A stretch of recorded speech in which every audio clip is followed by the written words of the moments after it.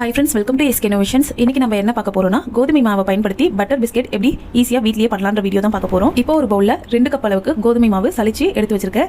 இதோட பாத்தீங்கன்னா 3/4 கப் அளவுக்கு பவுடர் சுகர் சேர்த்துக்கிறேன். பவுடர் சுகர்னா வேற எதுவுமே இல்லை, சர்க்கரையை மிக்சியில் ஓட்டி அதை தான் எடுத்திருக்கேன். நீங்க எந்த கப்ல கோதுமை மாவு அளந்தீங்களோ அதே கப்ல 3/4 கப் அளவுக்கு பவுடர் சுகர் எடுத்துக்கோங்க. இதை விட கம்மியாகவும் நீங்கள் சேர்த்துக்கிறதா சேர்த்துக்கலாம். அடுத்து இதோட 1 டீஸ்பூன் அளவுக்கு தூள் உப்பு சால்ட் வந்து சேர்த்துக்கிறேன். இப்போ இதை ஒரு விஸ்க் பயன்படுத்தி நல்லா மிக்ஸ் பண்ணி விட்டுக்கலாம்.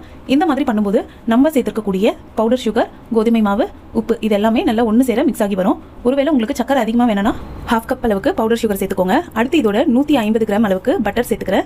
இதை வந்து நீங்கள் சின்ன சின்ன கியூபாக வந்து கட் பண்ணியும் சேர்த்துக்கலாம், இல்லாட்டி லைட்டாக உருக்கிட்டோம், அதாவது மெல்ட் பண்ணிட்டோம் நீங்கள் சேர்த்துக்கலாம்.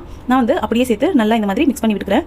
நீங்கள் பட்டர் தான் சேர்க்கணும்னு அவசியம் இல்லை. இதுக்கு பதிலாக நீங்கள் எண்ணெய் கூட, அதாவது சமையலுக்கெல்லாம் பயன்படுத்தக்கூடிய வாசனை இல்லாத ரீஃபைண்ட் ஆயில் கூட நீங்கள் சேர்த்துக்கலாம். ஒருவேளை நீங்கள் ஆயில் சேர்க்குறீங்கன்னா 100 கிராம் அளவுக்கு ஆயில் சேர்த்துக்கோங்க. இப்போ இதை இந்த மாதிரி நல்லா கையாலேயே மிக்ஸ் பண்ணி விட்டுக்கலாம். இந்த மாதிரி பண்ணும்போது நமக்கு கொஞ்சம் உதிர்ந்த மாதிரி இருக்கும். அதனால இதோட இப்போ 1 டேபிள் ஸ்பூன் அளவுக்கு பால் சேர்த்துக்கிறேன். 1/2 டீஸ்பூன் அளவுக்கு வெனிலா எசன்ஸ் சேர்த்துக்கிறேன். வெனிலா எசன்ஸ் பார்த்தீங்கன்னா ஆப்ஷனல் தான். நீங்கள் வந்துட்டு எசன்ஸ்க்கு பதிலாக ஏலக்காய் தூள் கூட சேர்த்துக்கிறதா சேர்த்துக்கலாம். ஒருவேளை உங்களுக்கு சீரகம், ஓமம் வாசனை எல்லாம் பிடிக்கும்னா அதை வந்துட்டு லைட்டாக கையால் அழுத்தி விட்டுட்டு 1/4 டீஸ்பூன் அளவுக்கு சேர்த்துக்கலாம். எனக்கு இன்னுமே கொஞ்சம் மாவு வந்து ட்ரையாக இருந்ததால் திரும்ப ஒரு 1/2 டேபிள் ஸ்பூன் அளவுக்கு பால் சேர்த்து நல்லா பிசைஞ்சு விட்டுக்கிறேன். இந்த பிஸ்கெட் பார்த்தீங்கன்னா நான் வந்துட்டு கோதுமை மாவை பயன்படுத்தி செய்கிறேன். கடைகள்லாம் பார்த்தீங்கன்னா கோதுமை மாவு பயன்படுத்த மாட்டாங்க. கோதுமை மாவுக்கு பதிலாக மைதா மாவு தான் பயன்படுத்துவாங்க. அதே மாதிரி பட்டருக்கு பதிலாக டால்டா, வனஸ்பதின்னு சொல்லக்கூடிய டால்டா தான் யூஸ் பண்ணுவாங்க. அதனால அது கொஞ்சம் டேஸ்ட் பார்த்தீங்கன்னா வேறு மாதிரி இருக்கும். இப்போ இந்த அளவுக்கு மாவு வந்து பிசைஞ்சிட்ட பிறகு ஒரு பட்டர் ஷீட்டில் கொஞ்சம் கொஞ்சமாக மாவு எடுத்து வச்சு ரோல் பண்ணிக்க போகிறேன். பட்டர் ஷீட்டில் நீங்கள் பண்ணும்போது உங்களுக்கு ரோல் பண்ணுறதுக்கு ரொம்பவே ஈஸியாக இருக்கும். பட்டர் ஷீட் ஒரு வேளை இல்லாட்டி நீங்கள் வந்துட்டு ஏதாச்சும் பிளாஸ்டிக் கவர் பயன்படுத்திக்கலாம். அப்படி இல்லாட்டி வாழை இலையெல்லாம் நீங்கள் பயன்படுத்திக்கலாம். அப்படி இல்லாட்டி ஆயில் கவர் வந்து நீங்கள் இந்த மாதிரி ரோல் பண்ணுறதுக்கு யூஸ் பண்ணிக்கலாம். இந்த மாதிரி ரோல் பண்ணிட்ட பிறகு ஏதாச்சும் வாட்டர் கேனோட மூடியோ இல்லாட்டி குக்கீஸ் கட்டரோ வச்சு நீங்கள் உங்களுக்கு வேண்டிய ஷேப்பில், வேண்டிய சைஸில் வந்து நீங்கள் கட் பண்ணி எடுத்துக்கலாம்.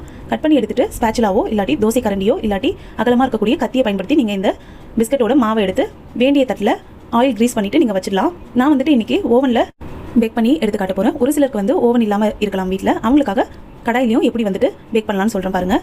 கடாயில் ஒரு ஸ்டாண்ட் வச்சு மூடி போட்டு 10 நிமிஷம் மீடியம் ஃப்ளேமில் வச்சு ஹீட் பண்ணிக்கோங்க. கடாய் வந்துட்டு 10 நிமிஷம் நல்லா ஹீட் ஆகிட்ட பிறகு தட்டு பொறுமையாக ஓப்பன் பண்ணிவிட்டு நம்ம ரெடி பண்ணி வச்சிருக்க பிஸ்கெட்டோட மாவை வந்து இந்த மாதிரி உள்ளே வச்சுட்டு திரும்பவும் நம்ம தட்டு போட்டு முடியலாம்.